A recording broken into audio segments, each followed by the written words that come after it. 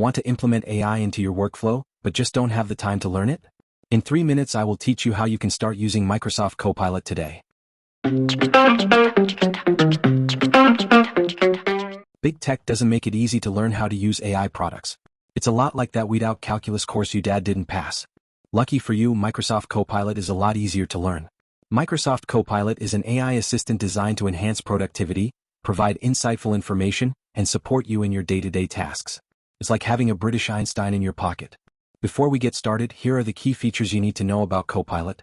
First, Copilot's ability to access real-time data makes it superior to ChatGPT in that you can get relevant information to your inquiry. Second, Copilot is less strict when it comes to user inquiry, meaning you can get answers to more questions than you can with other large language models. Third, Copilot generates 30 images per day on the free account, more than you will ever use unless you are making something you shouldn't. Tangent: if you plan to make deep fakes or naughty images, use Stable Diffusion. You won't get flagged as easily. But Copilot's coolest feature is the little talking companion that laughs awkwardly at jokes but is proficient in giving you tips to prepare for an interview. Let's try him out. Hey Copilot, tell me a quick joke.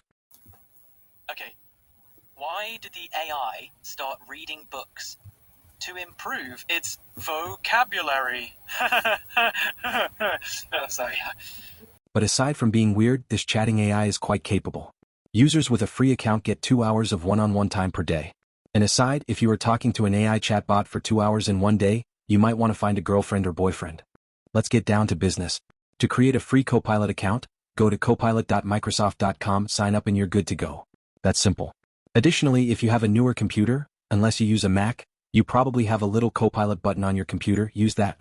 Now that you have a Copilot account, you have an email generator, text message replier, math homework help, an image generator, and a talking pal for when you are alone. You can change his voice too.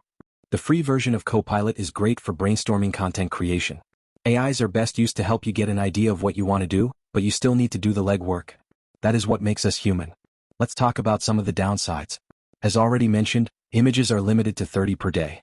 Images cannot be of high-profile figures, like pretending to arrest the president. The talking chatbot gets tired after 2 hours. Sometimes, he hears things he is not supposed to if you leave him up and running when you walk away from your computer. When Elon Musk gives AI a body, it will remember those terrible things you said about it. But more seriously is data privacy.